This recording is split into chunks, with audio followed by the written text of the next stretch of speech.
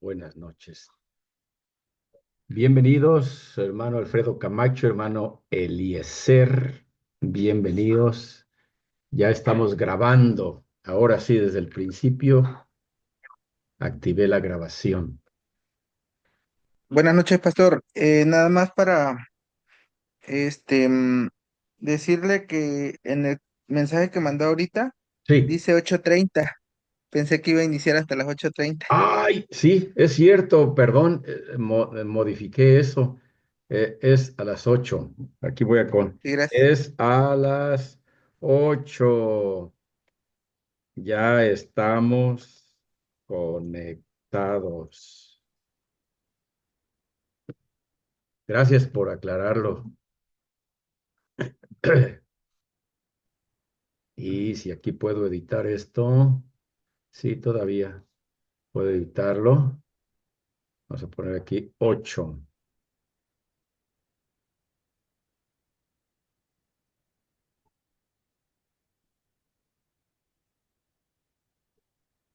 Gracias por la aclaración.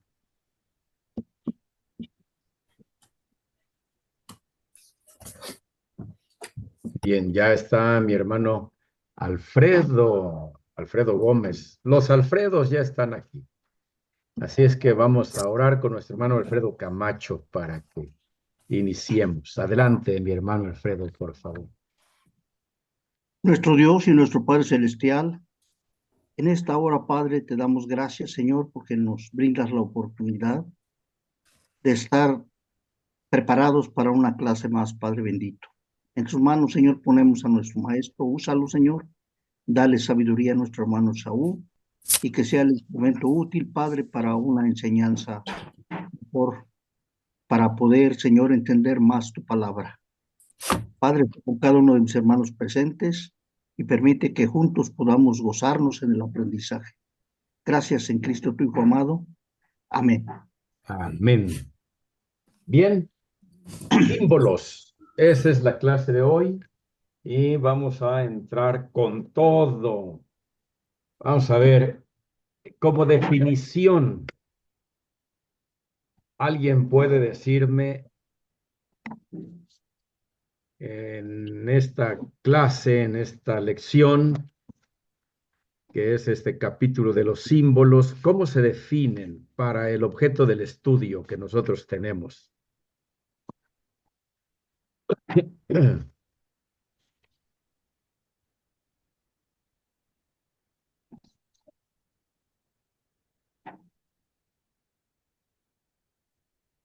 Bueno, aquí en el título de nuestro libro dice, el símbolo puede definirse como cualquier cosa real y visible que representa algo invisible. Exacto. Muy bien captado. Ahí está. Bien. Y ya casi al final de la página. Muy bien. Entonces, el símbolo es algo real, algo visible, que representa algo invisible, algo que no se ve. Ahora, también aclara el texto que esto invisible puede ser una idea, puede ser lo invisible, puede ser una idea, una cualidad, algo espiritual, según la relación que existe entre las dos cosas.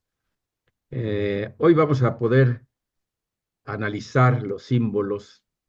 Ya habíamos adelantado algo antes, ¿se acuerdan que decíamos que tuviéramos cuidado con la serpiente? Porque en algún momento, sí, allá en el Edén sería un símbolo de maldad al haber sido usada por Satanás, pero luego vamos a encontrar en otros pasajes de la Escritura que no necesariamente, como en el caso de Moisés cuando levantó la serpiente en el desierto. Ahí es símbolo de salvación, imagínense, y ya comparativamente es una analogía con Cristo, es un tipo de Cristo. Entonces, no guardan siempre la misma simbología, el mismo significado. Y así tenemos también que los símbolos pueden ser objetos, sustancias, colores, números y más, garabatos, ¿verdad? Que para nosotros pueden ser garabatos. Por ejemplo, allá mene, mene, tekel, uparsin, pues no son palabras al azar, ¿no? Esas tienen su significado, se usaban esas palabras, pero para nosotros, que no usamos ese lenguaje, pues sí nos puede parecer como si fuera alguna frase o algunas palabras inventadas, algo así, algo raro, pero no, no, no, estaban dentro del lenguaje usado allí en tiempos bíblicos. Bueno, entonces vamos a ver lo que dice ya en la siguiente página, en la 108. Eh, Nótese esta forma de redactar, a ver si ustedes me pueden decir qué es lo que quiere decir aquí la frase esta. Dice, muchos símbolos, es casi al principio de la 108. Muchos símbolos han llegado a tener algún valor permanente. Bien, hay símbolos que han llegado a tener un valor permanente. Luego dice, aunque es contrario a su naturaleza tener ningún valor fijo. ¿Qué entienden de esta declaración que se hace aquí?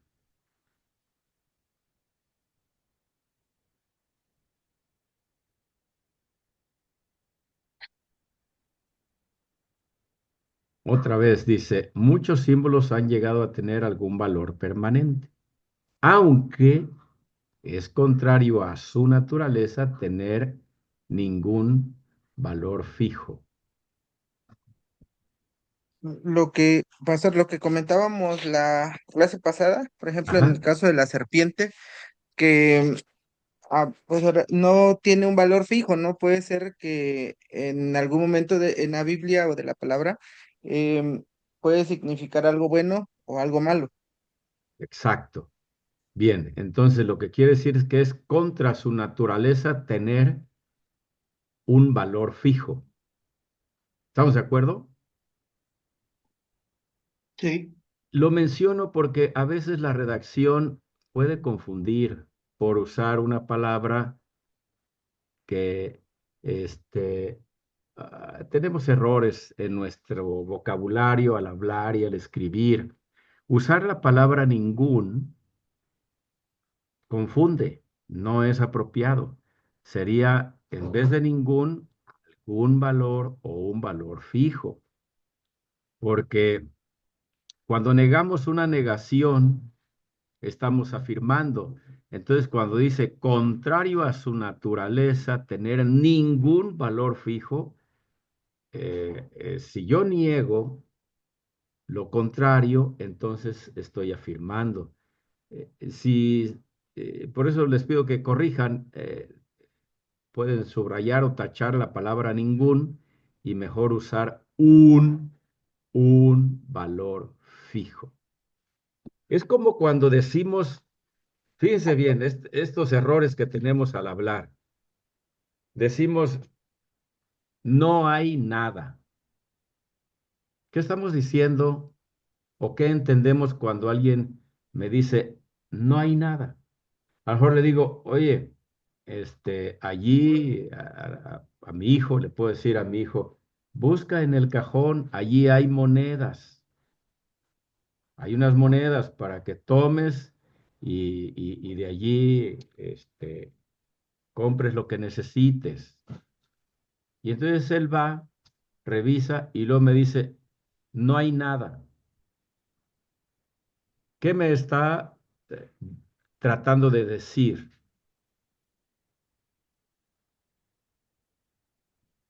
que no hay monedas. Que no hay monedas, ¿verdad? Sin embargo, es una mala expresión, porque si no hay nada, es que sí hay algo. No hay nada, entonces sí hay algo. Pero eso lo usamos muy seguido, muy, muy seguido. Y no, no lo razonamos. Ya es como lo que vimos, que son modismos que no tienen sentido, porque decir que no hay nada para decir que no hay algo, no tiene sentido. En realidad, una manera de decir u omito la palabra nada o la uso, pero expresando la distinto.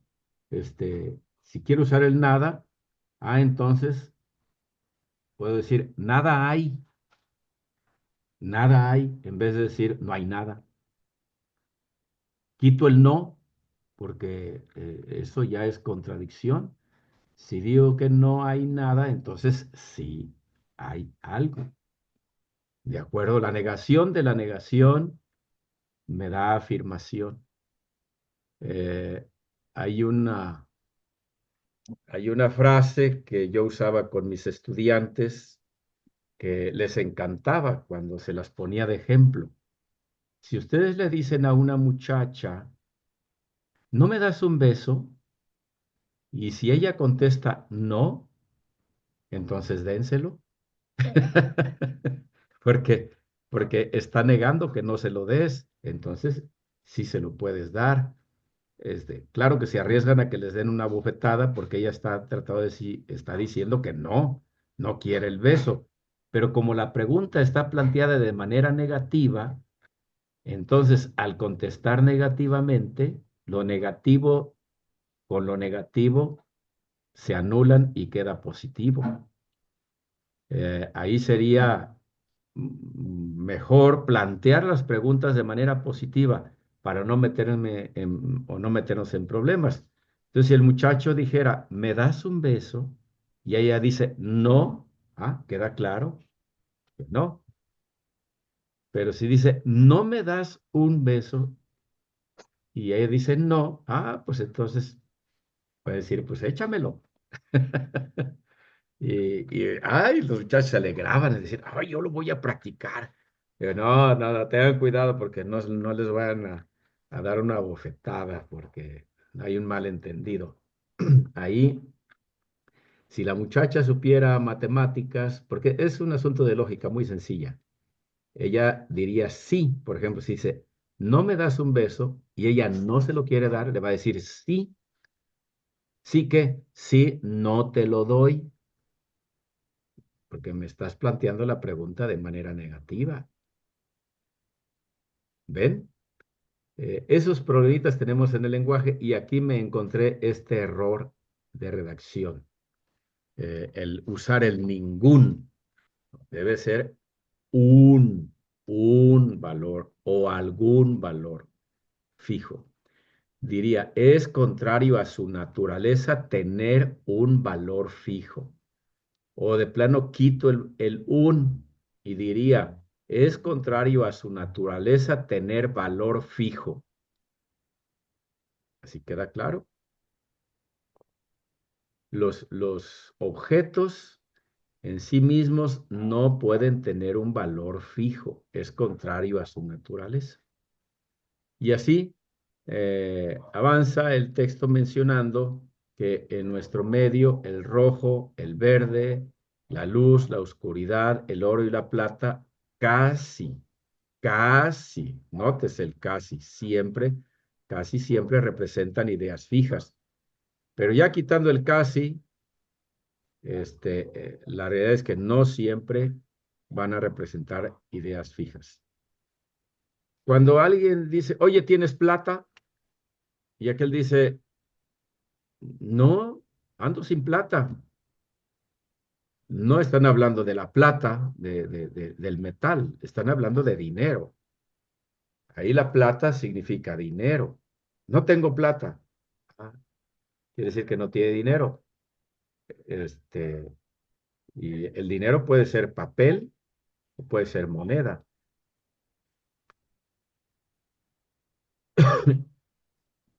La plata La plata tiene un significado, eso sí, un único significado real. La plata es plata, ese es su significado real. Pero ya como símbolo puede tener distintos significados. Plata puede ser un color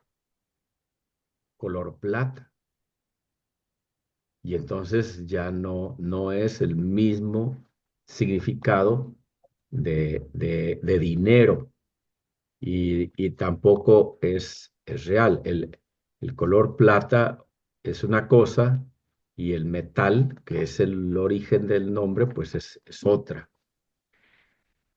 Así, con estos ejemplos, el rojo, por ejemplo, el rojo, ¿qué símbolos conocen ustedes del rojo? ¿Qué simboliza? El amor, El amor, ¿sí? Pasión, algo, ¿verdad? Algo muy fuerte, ¿sí? El amor. ¿Qué otra cosa? Un ¿Eh? alto del semáforo. Sí, párate. Exacto, detenerse. Stop. Eso significa en el semáforo. ¿Qué otro significado tiene el rojo?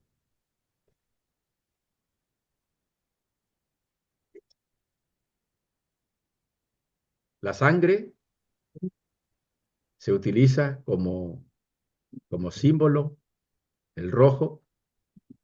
Y en Isaías, ¿qué es? Isaías 1:8 o 18, me corrigen por favor.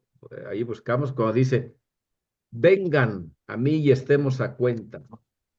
Si vuestros pecados fuesen rojos como el carmesí. ¿Se acuerdan de ese pasaje? A ver, vamos a Como aclarar blanco. cuál es la cita. Isaías, a ver, se vale allí ayudarse.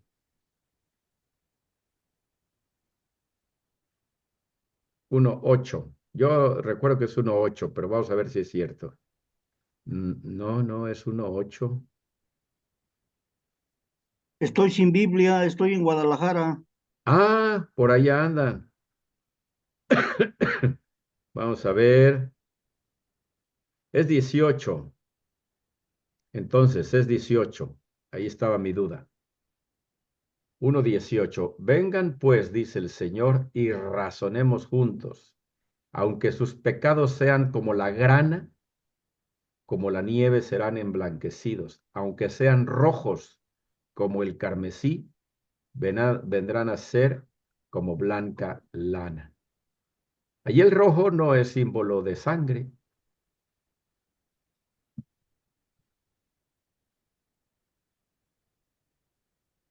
Y, y la grana, que sabemos que es color rojiza también, están ahí haciéndose sinónimos. Así pues, los colores también en la Biblia no van a conservar un único significado. Y va a poner el ejemplo de león, del que ya habíamos hablado antes también en alguna sesión, que el león, eh, en el caso del Señor Jesús, él es llamado el Cristo, el Mesías, el león de la tribu de Judá, en Apocalipsis 5:5. Pero en Primera de Pedro 5:8 es comparado con el diablo. Eso es opuesto completamente, el león. Hay otro símbolo que aquí no se menciona, pero cuando ustedes vean la palabra cuerno, la palabra cuerno es símbolo de poder. Normalmente es símbolo de poder, los cuernos.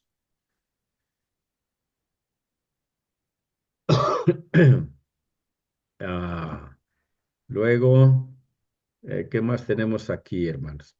Bueno, ¿alguna pregunta que tengan del capítulo de los símbolos? Bienvenido, mi hermano Ramón, ya está aquí conectado. Buenas noches a todos. Buenas noches. También habíamos mencionado de la levadura.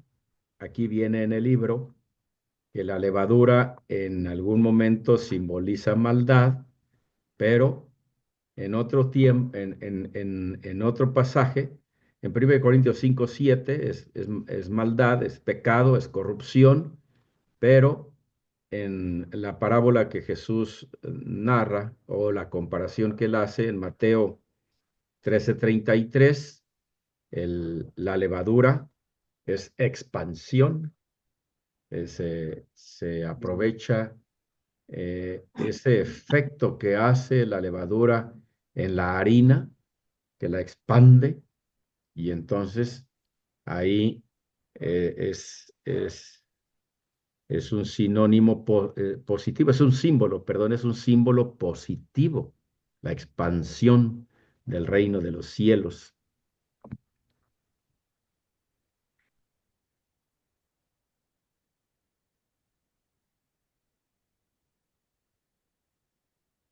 Y igual en Levítico, la levadura es utilizada como una ofrenda a Dios. Entonces, pues no puede ser allí símbolo de maldad.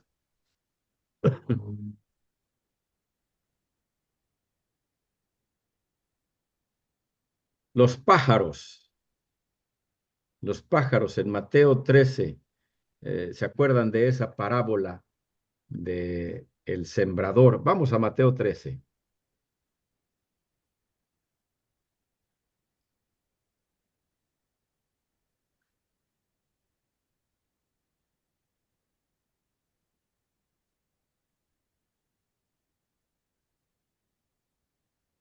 Cuando el Señor explica la parábola,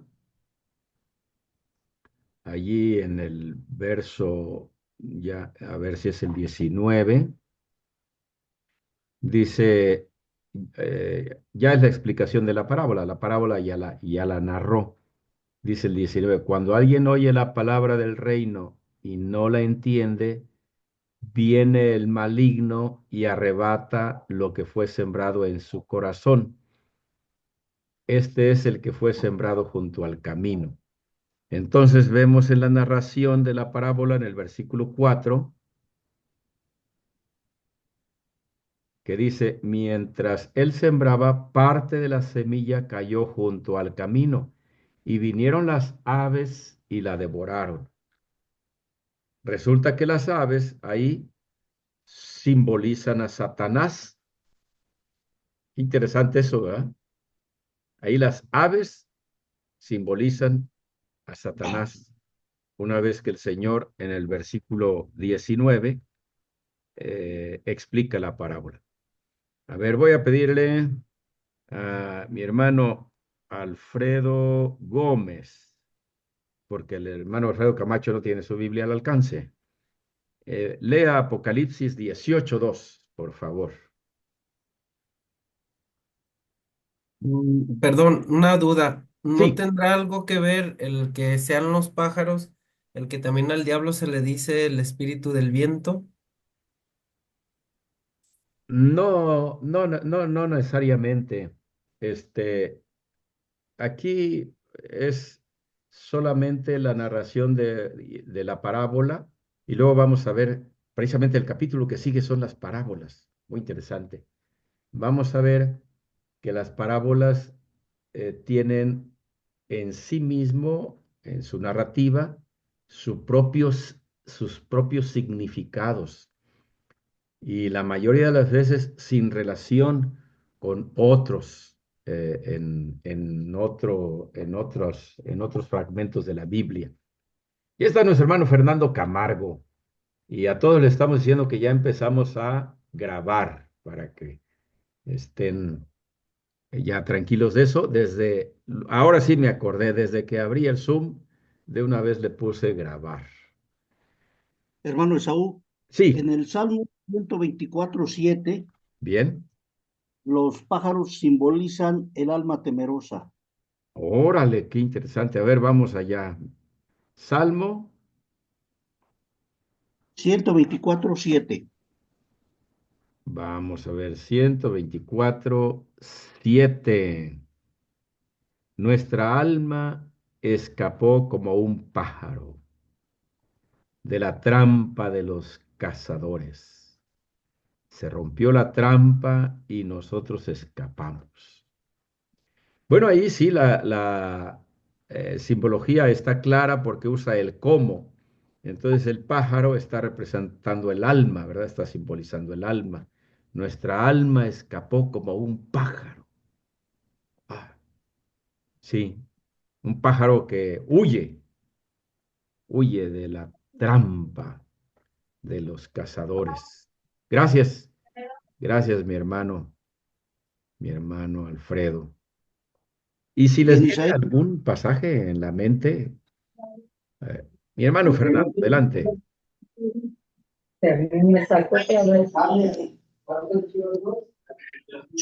Sí, dígame. Ah, es que veo la mano levantada. ¿Quiere comentar Ah, algo? no, no, perdón. Ah, Perdón, no, no. Fue por error. no problem. A mí me ha sucedido. Luego estamos en la oración y sin querer le oprimo la mano y me dice, sí, hermano, ¿cuál es su petición? Y bueno, si no tengo una petición al alcance, ya tengo que bajar la manita y decir, perdón, no, no. Pero si no, pues ya aprovecho y ya menciono mi petición. en Bueno, Isaías 31:5, el pájaro representa la protección.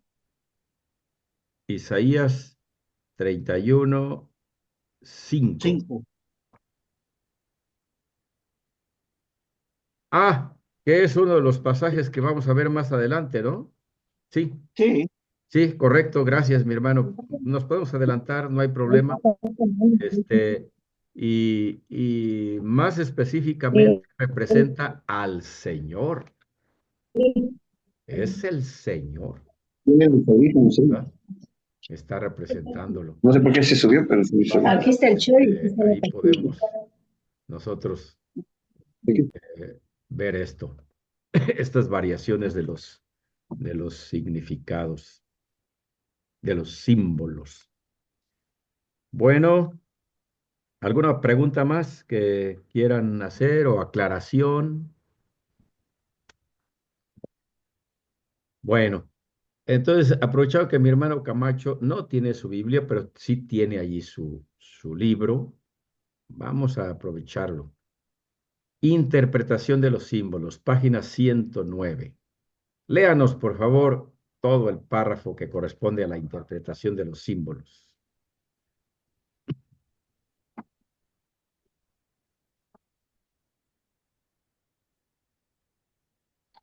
donde dice números simbólicos.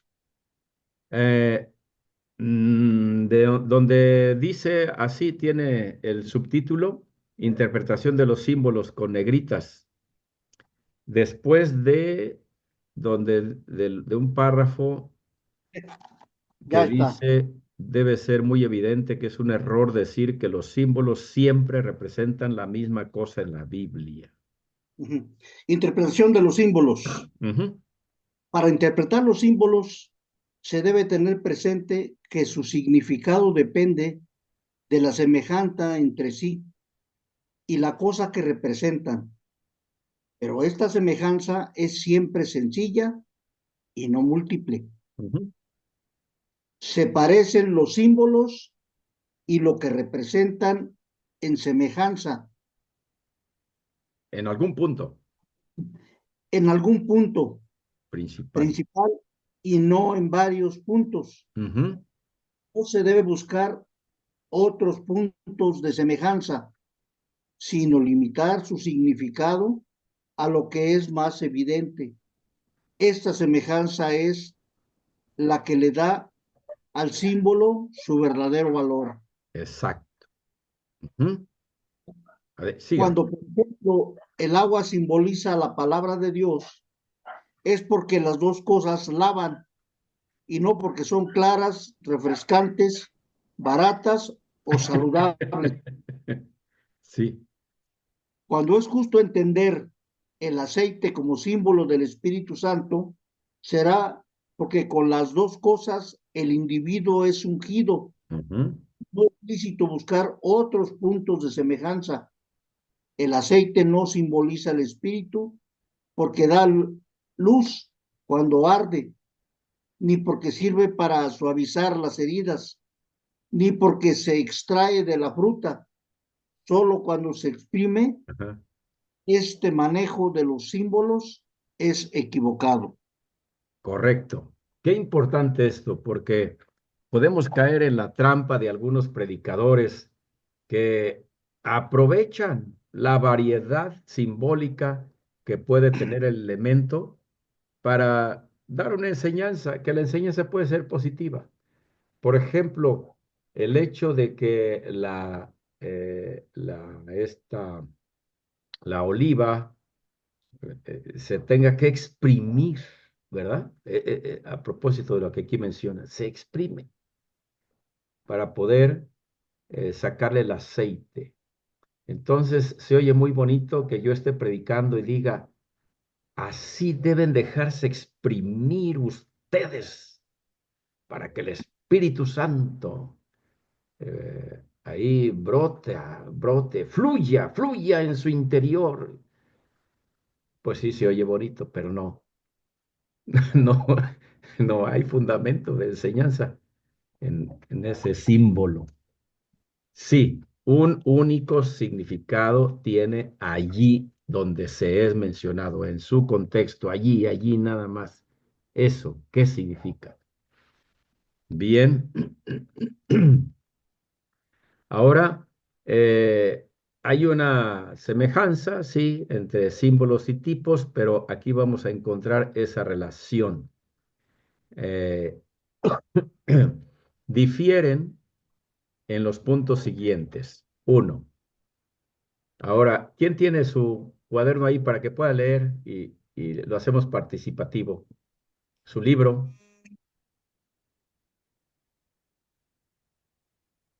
A ver. Yo lo leo, pastor. Bien, está Sí. bien. Adelante, mi hermano Raúl. Número uno, Ujú. el tipo es complejo, siendo compuesto de... ¿Leo todo o los números? Perdón. Sí, sí, está bien los tres Ah, los tres ejemplos puntos, que ok. pone ahí. Número uno, el tipo es complejo, siendo compuesto de varios detalles significativos, mientras que el símbolo representa una sola cosa. Dos, el tipo siempre es profético, mientras que el símbolo no está sujeto a las limitaciones del tiempo. Ujú. Tres, el tipo se encuentra únicamente en la Biblia, mientras que el símbolo es común en toda la literatura e idioma. Perfecto. Ahí están tres diferencias muy, muy marcadas. Adelante, hasta el final. Comúnmente los tipos contienen símbolos, pero estos solo ayudan a presentar el cuadro complejo contenido en el tipo. En sí, los símbolos no participan del carácter profético del tipo. Por ejemplo, el tipo que hay en el levantamiento de la serpiente de bronce en el desierto contiene varios símbolos. La serpiente representa el pecado. El latón o bronce representa el juicio. Juntos representan el juicio de Dios sobre el pecado. El evento entero se llama un tipo y profetiza la muerte de Cristo y el Evangelio, pero los símbolos representan algunas realidades que son libres del elemento temporal, muy aparte de su presencia en el evento típico. Ujú. Bien. Y hay siempre un peligro el querer encontrar simbolismos por todos lados. A cada cosa encontrarle un significado. Eso es muy peligroso. Eh, lo, lo más importante, hermanos míos, es rescatar la enseñanza. Eso es lo más importante. ¿Qué me está enseñando el texto? ¿Qué me quiere decir el texto? eso es lo fuerte del asunto. Y ya lo demás, la ornamentación que puede tener el relato, claro que es bonita, es florida, pero nos podemos perder en el ornamento y no en la esencia de la enseñanza. Ahora pasamos a lo que son los números. Es muy interesante esto, los números que tienen símbolo. Y aquí es abierto, pueden participar lo que ustedes sepan, lo que hayan oído, por ejemplo, de la cábala y de otras cosas, y lo vamos a enriquecer, porque es cierto que en la Biblia muchos números tienen un significado simbólico, pero no todos.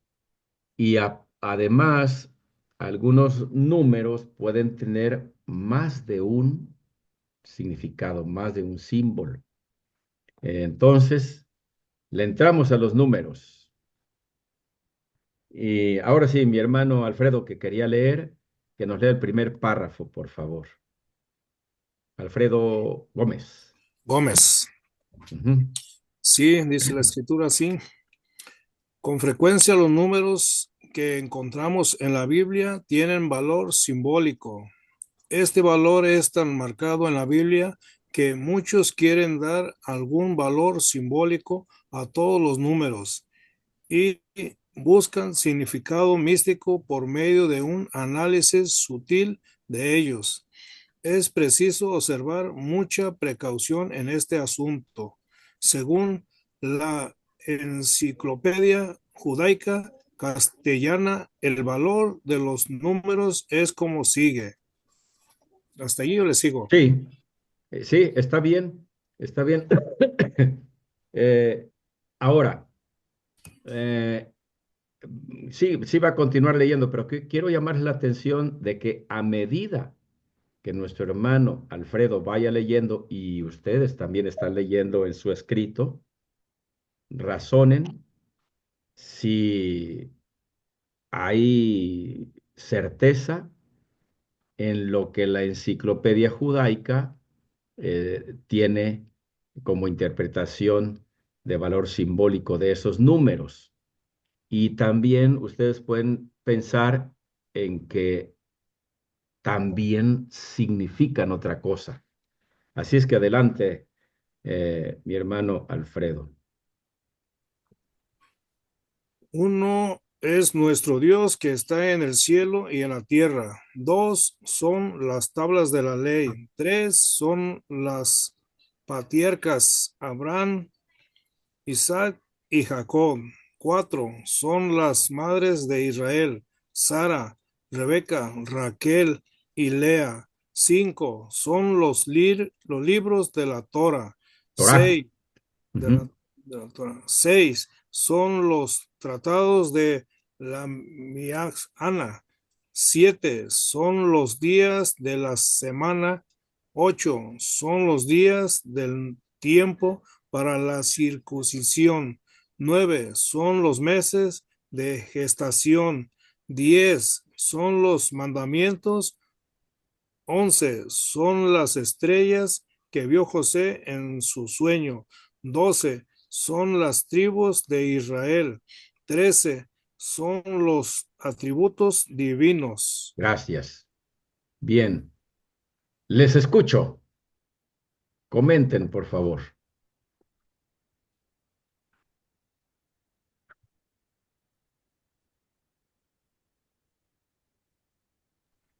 Más que comentar, hermano, yo Ujú. tengo dudas, por ejemplo, el 6 que son los tratados de la Mishnah, ¿qué es?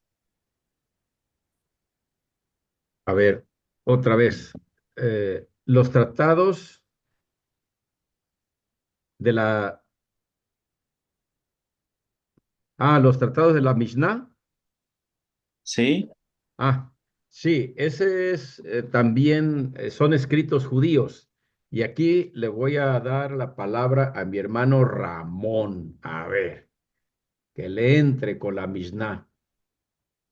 Bueno, lo poquito que más o menos puedo decir, Sí. la Mishnah se considera, los judíos tienen dos leyes. La primera ley es la escrita, que es la que se encuentra en la Torá, y de ellos tienen otra que se llama la tradición oral. Para explicar, supuestamente los judíos ortodoxos actuales creen que se fue dada en el monte Sinaí, las dos, y la oral se mantenía de oreja a oreja.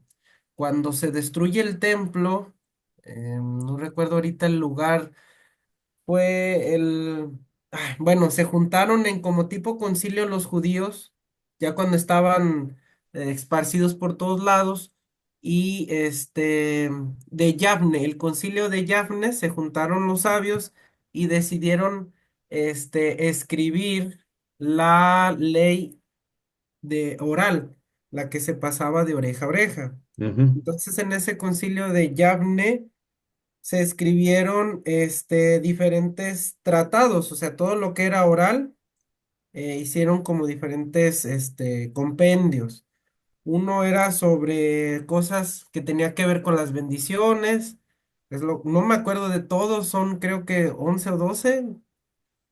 ujú, Uno tenía que ver con cómo bendecir, otro tenía que ver con el campo, cómo tenían que cosechar, otro tenía que ver con las leyes de pureza, otro tenía que ver con las leyes de las fiestas, otro tenía que ver bueno, tenían un tratado para que todo lo que decía la Torá, ellos, le explicaban con esa tradición oral.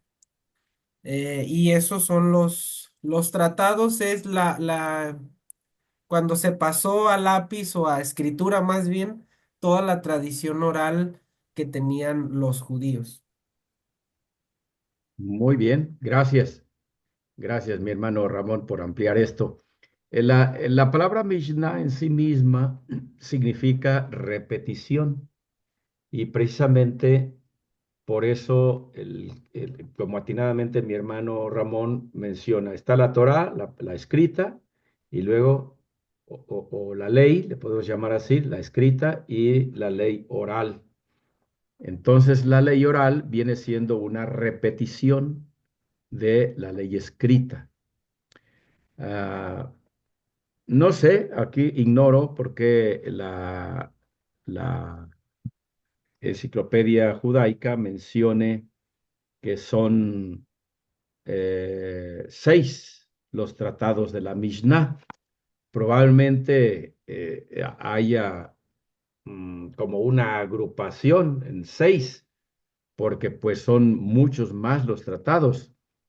Se habla de más de 60 tratados, pero allí yo ignoro si los clasificaron, digamos, como en seis tomos o algo así. ¿Por qué dice que son seis? ¿Algo sabes de eso, Ramón? Sí, Que sí son seis. O, sí son seis, no me lo sé, no me lo sabía, pero ahorita aquí me puse a buscar en internet y, por ajá, ejemplo, estos órdenes, más bien se llaman órdenes. órdenes. Un orden se Ah, llama Seraim, semillas, el otro se llama Moed, fiestas, el otro se llama Nashim, mujeres, el otro se llama Nesikim, daños, el otro Kodashim, cosas sagradas, el otro Taharot, purificaciones, y nada más. Lo que tienes es que estos órdenes se dividen en un montón de subdivisiones. ajá, Entonces, para explicar, por ejemplo, el de Nashim, que ese yo me acuerdo más o menos, ese habla sobre la vida matrimonial, sobre la purificación de las mujeres en sus días, menstruales, los divorcios, todo lo que tiene que ver con el matrimonio. Por ejemplo, el orden se llama Nashim, mujeres, pero de ahí hay otro tratado que habla nada más del casamiento, otro tratado nada más de la pureza en la menstruación, otro de los divorcios y así. Tiene que ver como con la vida matrimonial, incluso creo que también con los votos del nazareato y todo esto. Entonces, sí, efectivamente son seis órdenes, pero son un montón de tratados, son como las subdivisiones que hay dentro del mismo orden. es decir, sería más correcto decir órdenes, 6 órdenes en vez de 6 tratados. Ajá, sí, sería más bien orden porque esos órdenes se dividen en un montón de tratados. Exacto. Sí. Mire, ya sirvió. Qué bueno que preguntan, mis hermanos. Qué bueno que preguntan, porque así ampliamos el conocimiento y también hay oportunidad de que otros que saben, que conocen ciertas áreas, pues aquí participen, lo cual es muy gratificante. Entonces, este, ustedes si pueden corregir allí, donde dice tratados, poner órdenes. Son órdenes. Son mejor conocidos como órdenes. Y entonces las órdenes, pues tienen tratados y ya sería distinto. Órdenes o libros, ¿verdad? También se le Sí, podría llamar como 6 libros, como temáticas, incluso seis, también podrían ser. 6 temas, sí, Ajá. correcto, también. 6 temas. Ujú. Y puede ser que sean volúmenes, que cada tema esté en un volumen. ¿Será así, Ramón? Sí, los Sí. tienen, bueno, no, la Mishnah está dividida en estos órdenes, Ajá. pero a veces por su extensión se divide, por ejemplo, el de Nashim a veces es Nashim uno, Nashim 2 porque es demasiado grandes para cubrirlos Oh. en el volumen. Ujú. Ahí la cosa después, esa es como la Mishnah. Esta se empezó a escribir antes en el tiempo todavía de Jesús, empezaron a escribirse. Ya después se conformaron, luego se hicieron comentario del comentario, y ya se hicieron ¿cómo se llaman?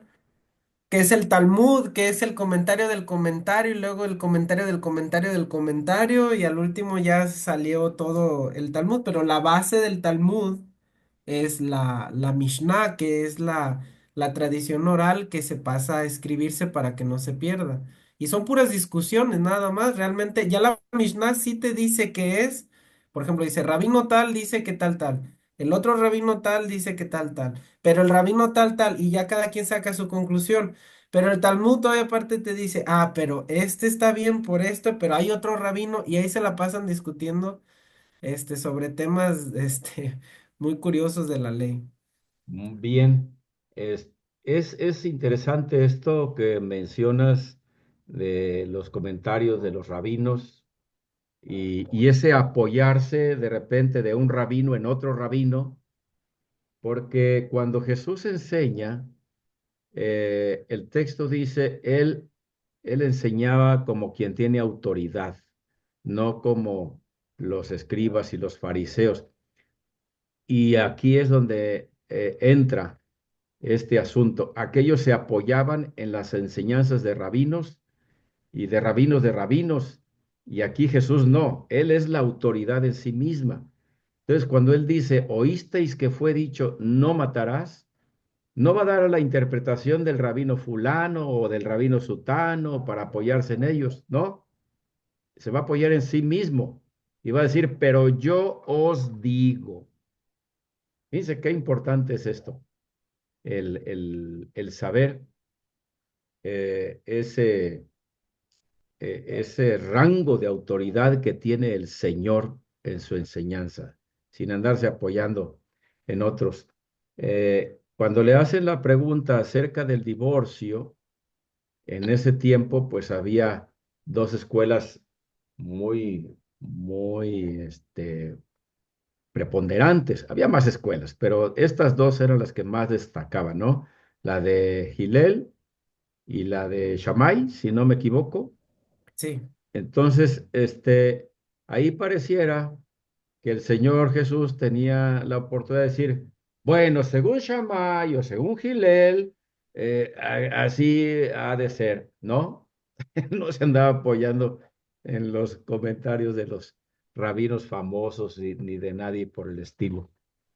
Y también, este, él va precisamente a abordar este asunto cuando le dice, oigan, ustedes ya invalidaron el mandamiento de Dios, ya lo han invalidado, porque andan enseñando ya cosas de hombres, Y estas expresiones de Jesús seguramente apuntan a esas enseñanzas de rabinos y de esto y del otro.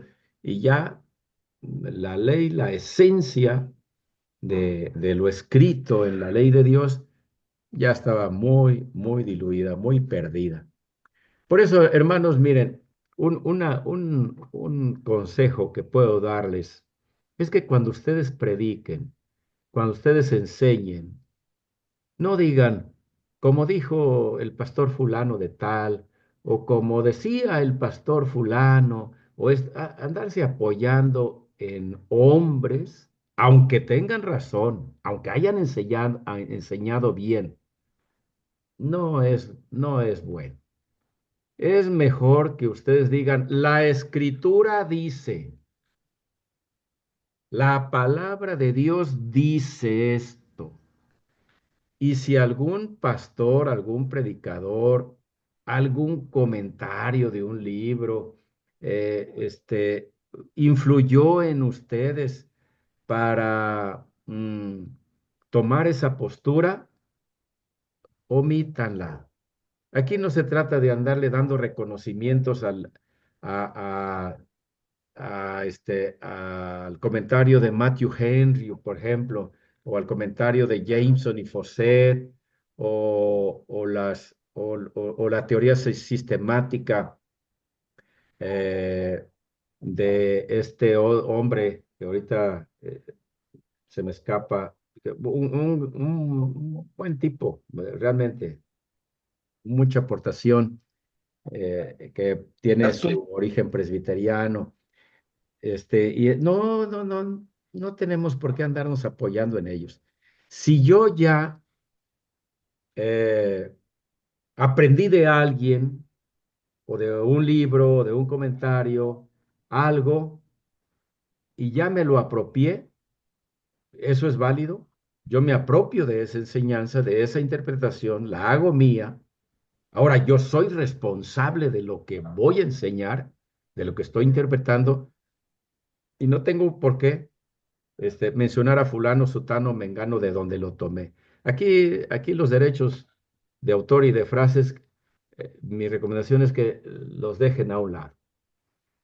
Es cierto que excepcionalmente nosotros podremos citar a alguien porque nos sirve para una ilustración. Está bien, pero la postura teológica, la postura interpretativa, ya no. No podemos decir, bueno, aquí en este pasaje que yo estoy ahorita enseñando, que estoy exponiendo, en realidad me voy a apoyar en el comentarista fulano o sutano o mengano. No, pues no, esa enseñanza ya, ya se vino para abajo.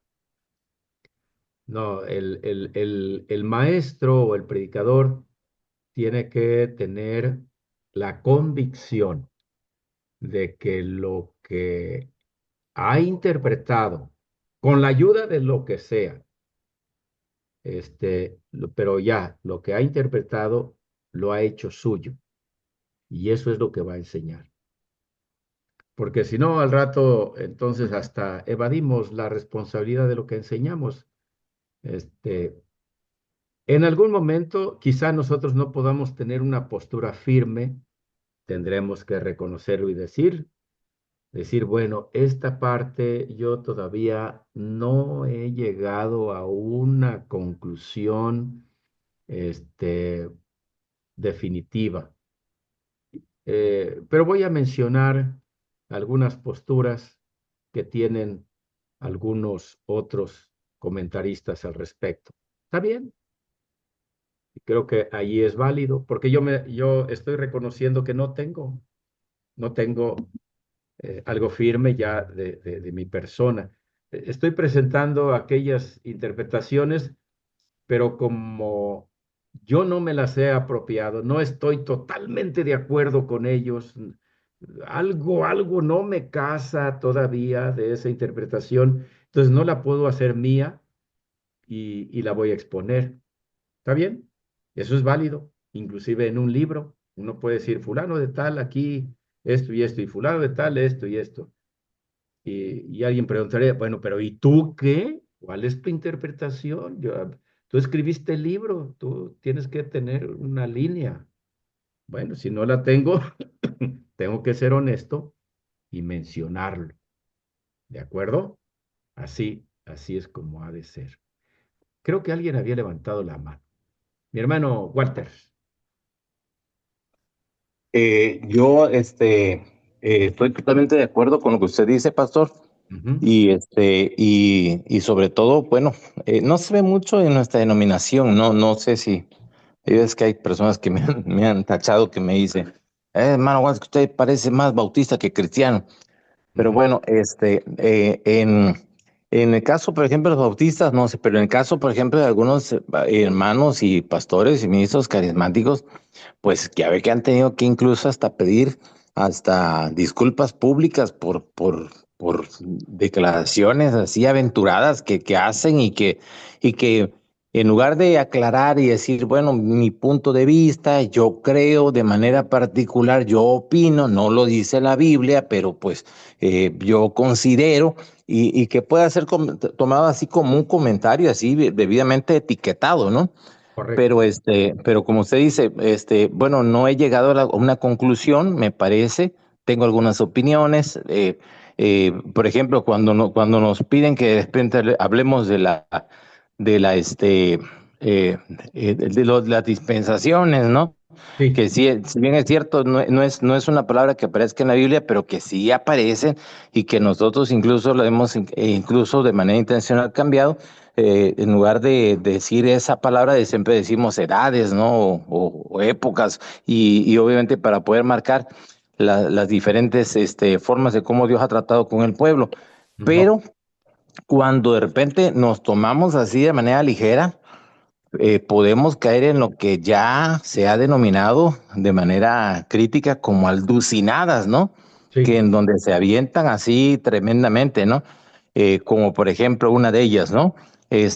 Cuando le trajeron a una mujer adúltera al Señor, él ujú, escribía algo, y él escribía los pecados o sea, esa es una apreciación personal que no lo dice la Biblia, no sí, lo dice el texto. Y que obviamente no vamos a forzar el texto que diga algo que no dice la palabra de Dios, ¿no? O en el ujú, caso, por ejemplo, de Nicodemo, cuando dice, sabemos que has venido de parte de Dios como maestro, pero que nadie puede hacer las obras que tú haces si Dios no está con él. El que iba con él era José de Arimatea, que también era discípulo del Señor en secreto. No lo dice el texto bíblico.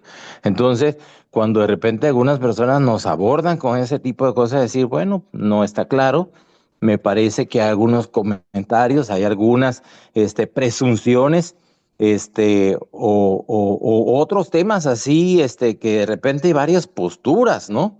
sí, Y que debemos así de ser cuidadosos para no violentar la interpretación del texto bíblico. Lo que dice es lo que dice, no hay más. ¿Y bien. podemos tener otra referencia? Sí. Por ejemplo, una de las que ha causado mucha controversia también es ¿cuántas veces lloró el Señor? Bueno, dos que están claritas, delante de la santa ciudad y en la tumba de Lázaro.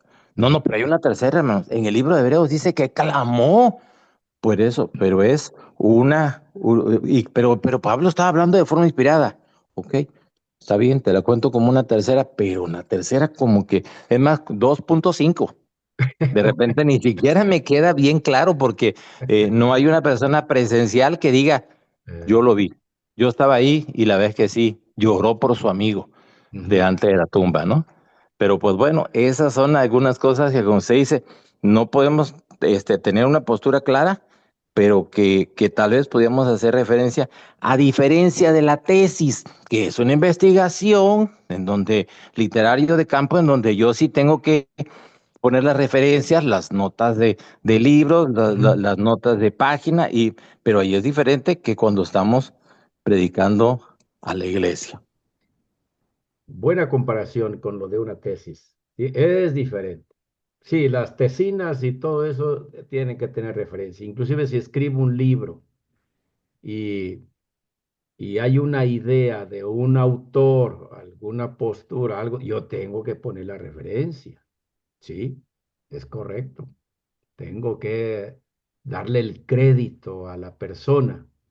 Pero aquí en la escritura es diferente. Muy bien. Mi hermano Ramón.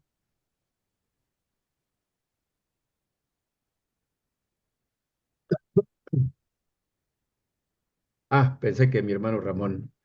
Perdón, no Sí. quité el audio. Ah, Este, nada más para comentar, me acordé de un caso que hay en la ley judía que de ir en el pasaje, no recuerdo cuál es, donde dice, no cocinarás al becerro en la sangre, en la leche de su madre. ujú, Al último me acuerdo que eso llevó a no consumir ni pollo ni pescado con lácteos.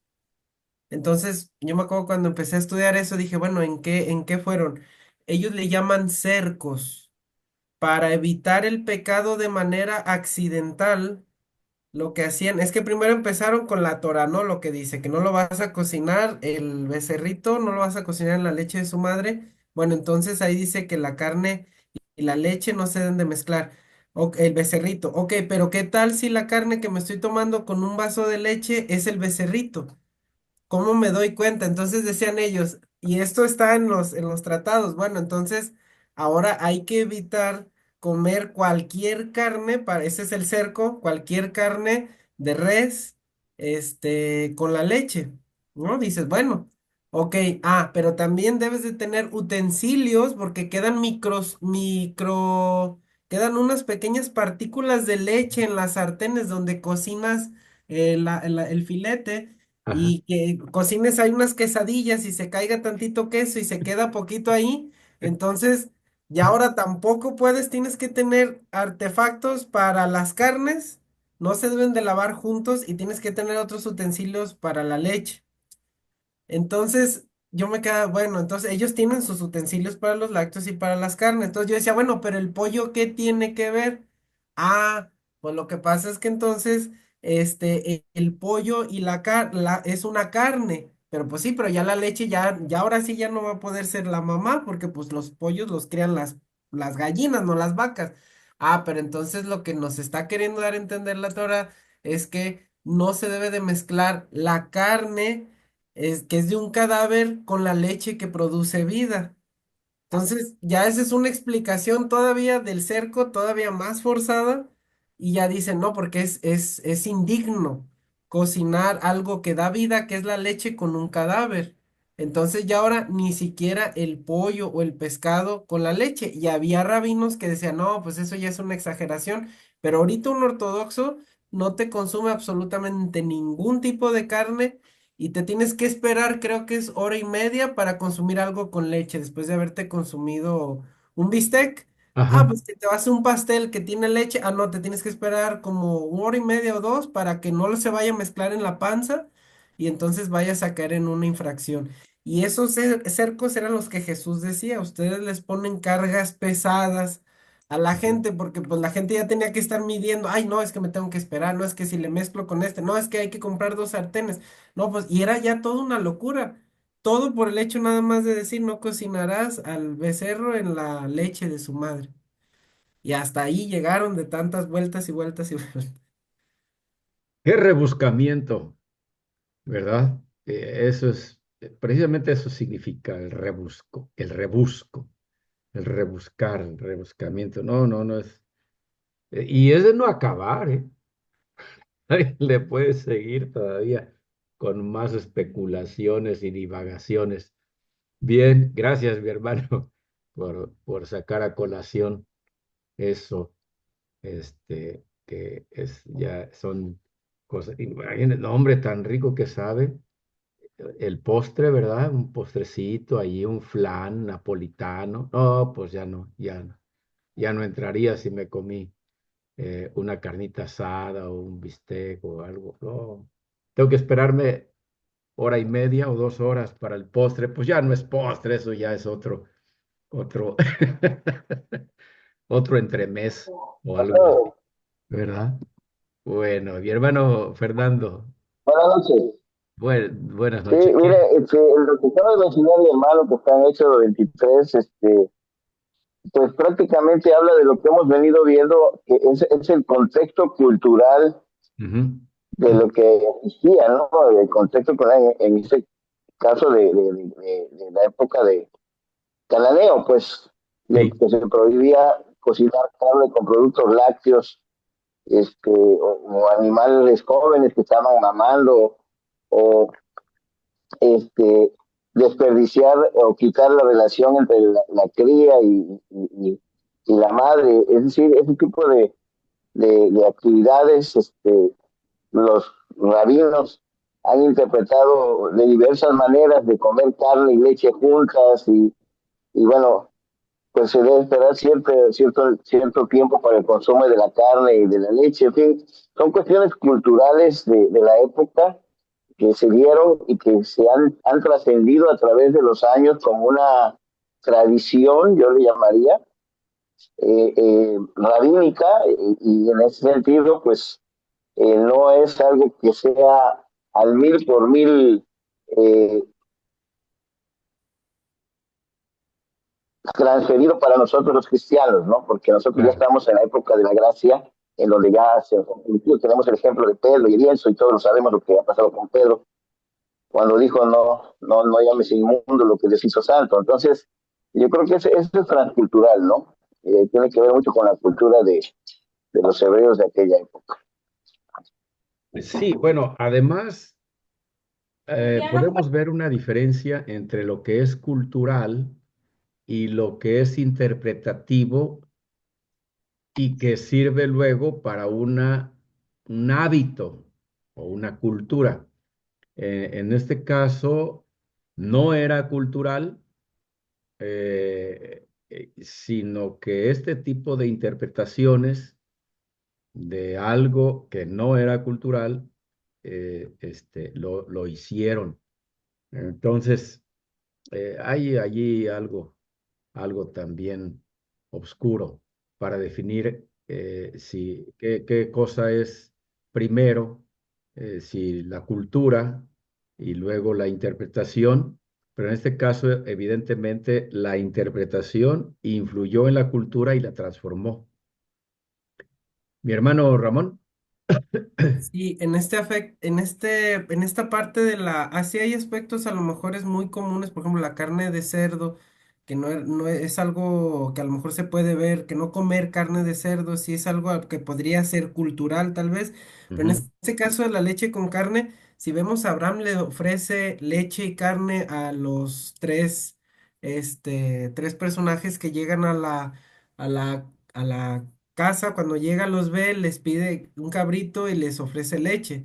Entonces yo me ujú, acuerdo que por ahí hace ya mucho tiempo de eso, no me acuerdo bien, que decían que esa era una parte que discutían los rabinos porque se encuentran pasajes donde no había ningún problema que el que se consumiera algo con leche o con carne, y ellos dicen, pues sí, pero nosotros lo estamos haciendo para evitar cualquier accidente. O sea, ellos mismos están diciendo estos, y no me acuerdo el nombre en hebreo, pero es el cerco que ellos ponían, no vamos para evitar que vayamos a tener, que vayamos a infringir, pues ni siquiera el pollo con leche ni el pescado con leche, o sea, ujú. llegaban a estos extremos y no era un aspecto cultural, más bien en este caso sí era un extremismo legal, o sea, Sí, sí, porque se sale. Ahí el asunto era la cocción, nada más, la cocción, y muy específicamente de el cabrito en la leche de su madre.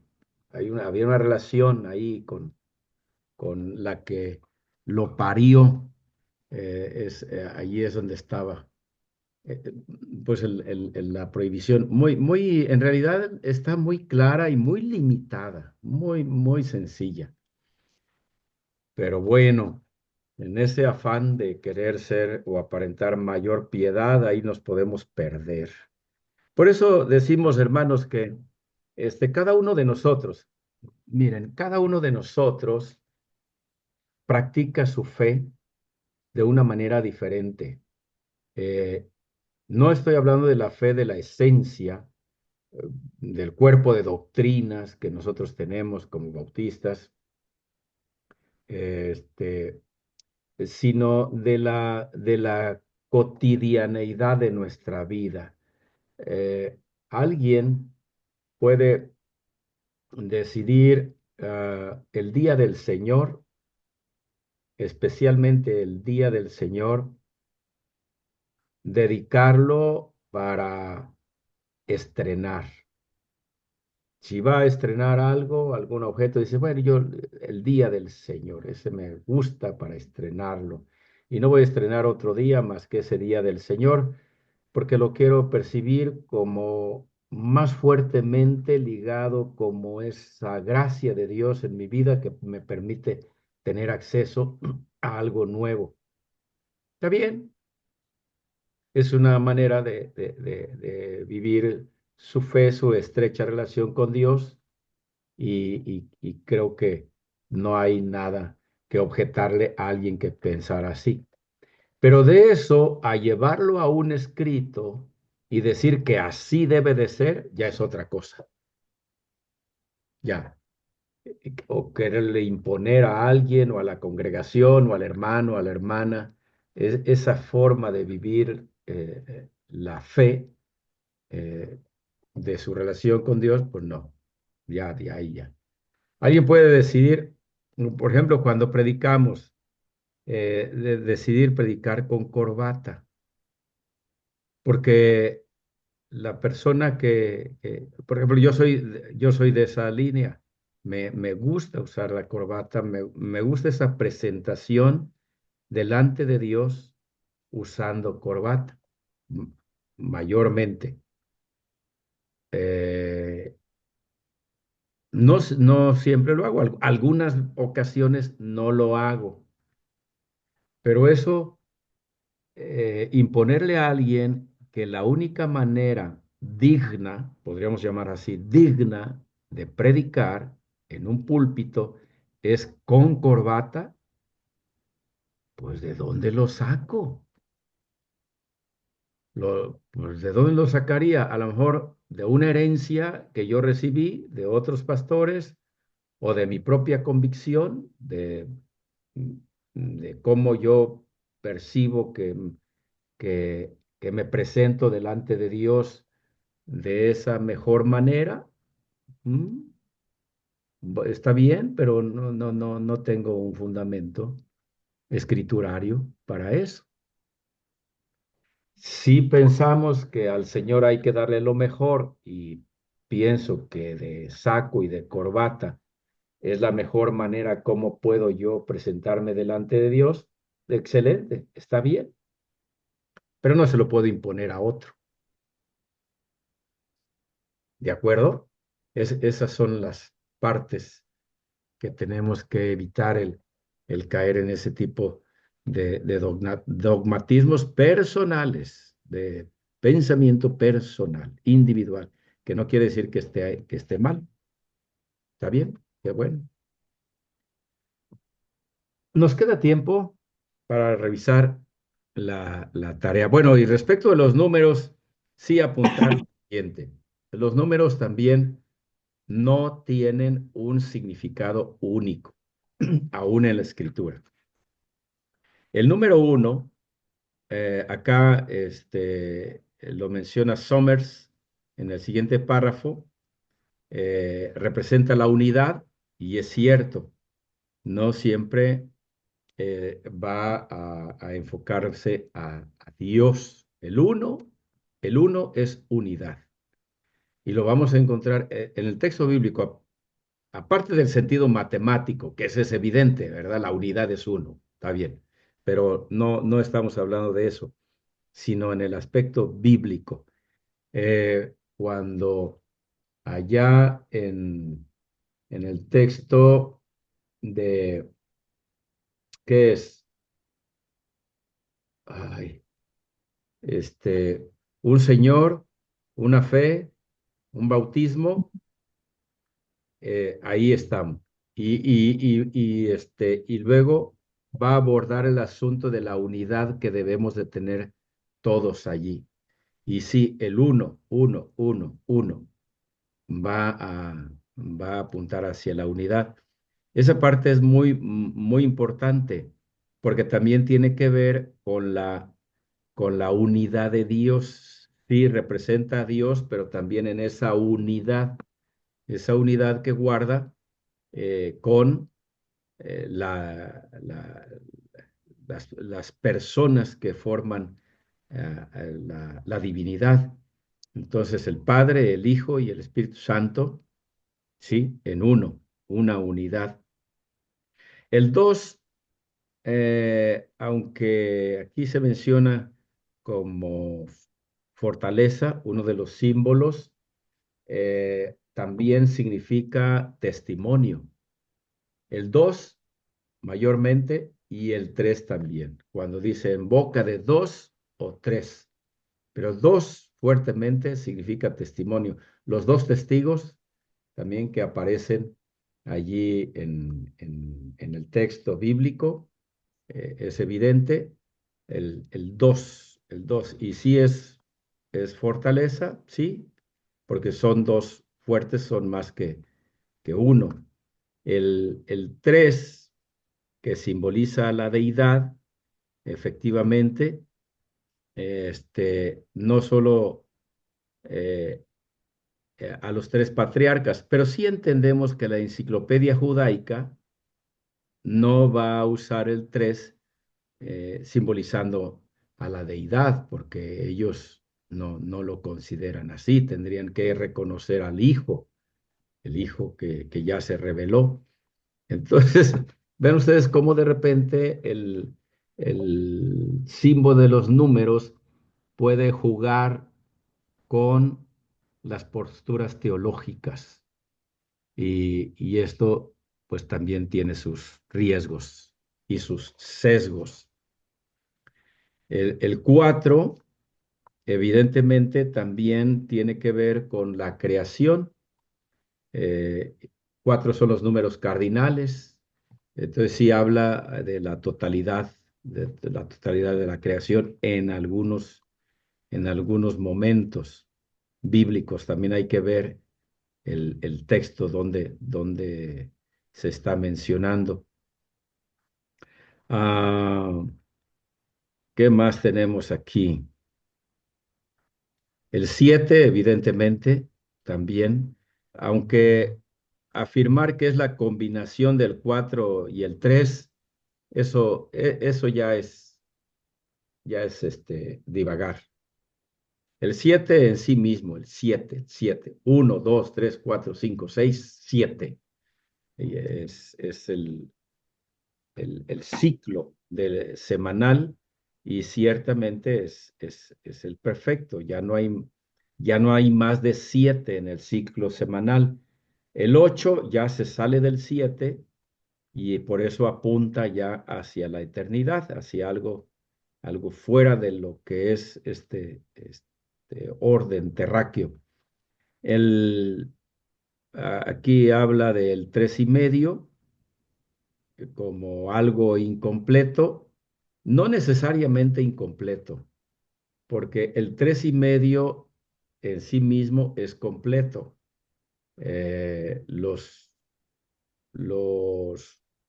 estos 3 años y medio, pues son tiempos completos, no porque sea la mitad de 7 se pueda pensar como algo incompleto, no necesariamente. En algún momento sí, pero no le podemos dar ese simbolismo definitivo como incompleto, ¿no? También puede ser completo.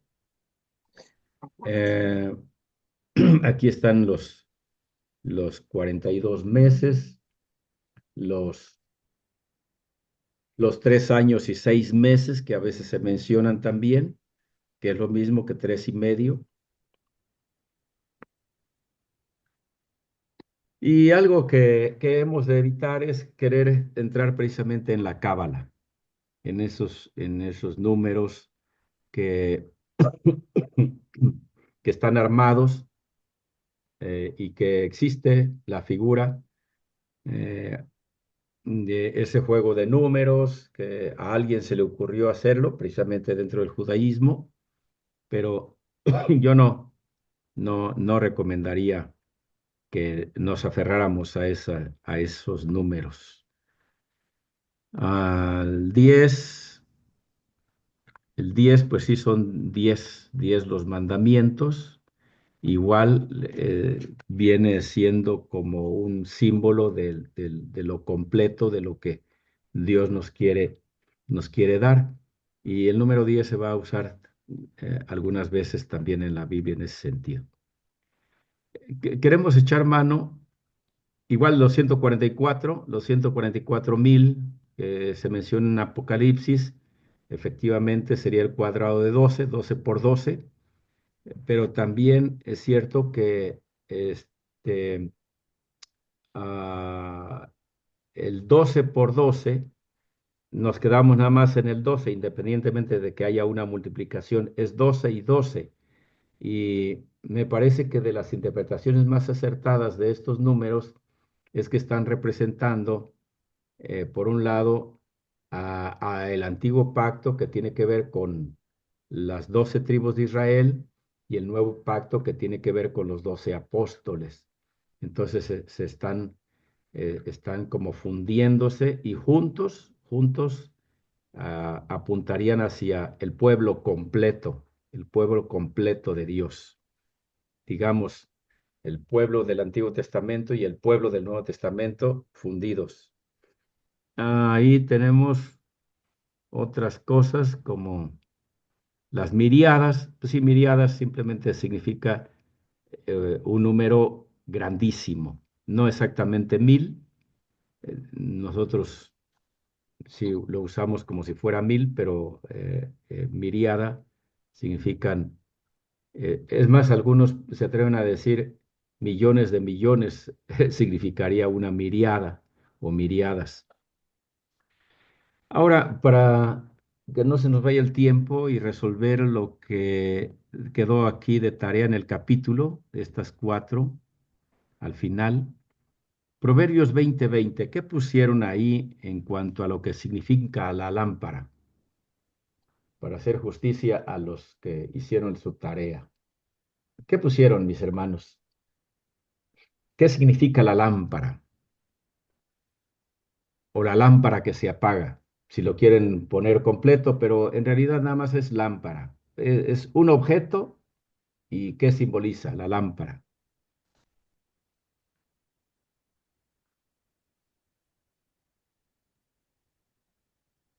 Sí, mi hermano Pastor, la Camacho, ¿qué lámpara, puso? Luz, Eliezer, ¿qué puso? la vida, la presencia de Dios. ¿Quién más? ¿Cirilo puso algo? Ah, pues que nos puede guiar, conducir para no tropezar. Pero allí en Proverbios 20:20.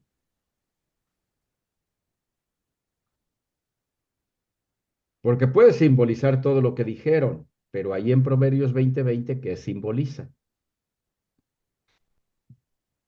Leemos, al que maldice a su padre o a su madre, su lámpara se le apagará en medio de las tinieblas. ¿Qué simboliza ahí? Muerte, La lámpara. que se ah, ciego, No, la lámpara. No que se La apagará, vida, ¿no? hay que olvidarnos de que se apagará. La lámpara, ¿qué La significa? vida, La Vida, luz, la vida, vida. vida. Pues la lámpara alumbra, pero ahí no significa luz. Ahí Hermano, significa que la vida de la hermano, persona, la se vida de la apaga. persona se va a acabar, se va a apagar. ¿De acuerdo? Entonces, la lámpara significa vida. Ahora, lámpara que se apaga, pues ya es la muerte. Sí, porque se apagó la lámpara, pues ya quedó en tinieblas, se murió la persona. Pero aquí, para no perdernos, nada más es la lámpara. Entonces, la lámpara significa vida. Quiere decir que el que maldiga a su padre o a su madre va a morir antes de tiempo. Su vida se va a cortar antes de tiempo. Sí, mi hermano Ramón. creo que el hecho de que diga, nosotros vemos porque hay luz. Cuando cerramos los ojos hay oscuridad. Cuando Ujú, nos morimos caemos en esa oscuridad. Creo que a lo mejor el simbolismo está ahí, que mientras estamos vivos, o sea, pero no hay esa oscuridad, porque cuando morimos eso es lo que vemos, ¿no? El muerto cierra los ojos, se hunde en esa oscuridad, pero ujú. cuando está vivo, pues ve, nuestro principal sentido siempre van a ser la vista y vemos por la luz. Entonces, es como quien apaga una vela. Ellos veían, prendían la vela y decían, o la lámpara, decían, puedo ver esto, y la apagaban, decían, esto es como la muerte, no puedo ver nada. Sí. Aparte que también creo que tiene relación con el mandamiento que dice, respeta a tus padres para que tu vida sea larga, ¿no? Ujú, Entonces, a lo exactamente. mejor ahí se ligan los dos. Sí, exactamente. Entonces, ahí Creo, nuestra perdón, respuesta sería vida, vida. Lámpara es vida. Ahora, Hermano, si quieren poner lámpara que se apaga, bueno, vida que termina. hermano, Ujú. yo tengo una cita paralela aquí en Mateo 15:4, donde dice Jesús, porque Dios mandó diciendo, honra a tu padre y a tu madre, y el que maldiga al padre o a la madre muera irremisiblemente. Ajá. Es una cita paralela. Correcto. Sí, es una cita paralela porque la lámpara se le va a apagar. El que maldiga a su padre o a su madre se le debe de matar. Ahora, si no se Y le acá, mata, de todos modos Dios se va a encargar de que muera pronto. De todos modos, si lo- no ejecutaban la ley, Dios se encarga de que. Oigan, ¿se acuerdan de esa canción que estaban dos mancebos peleando y entonces se acerca el padre de uno y le dice, hijo de mi corazón, ya no pelees con ninguno? Y entonces contesta aquel, quítese de aquí mi padre, que estoy más bravo que un león. No vaya a sacar la espada y le atraviese el corazón. Hijos.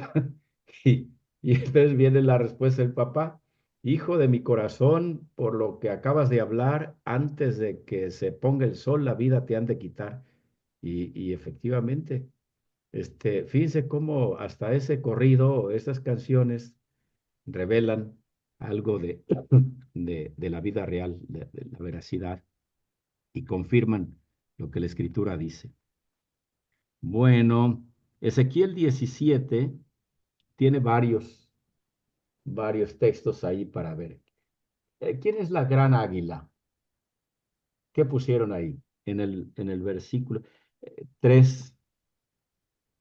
¿Qué pusieron?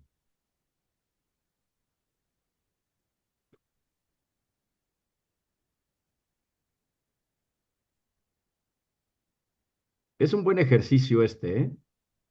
Podemos equivocarnos, pero nos sirve para escudriñar más y poner más atención cuando leemos.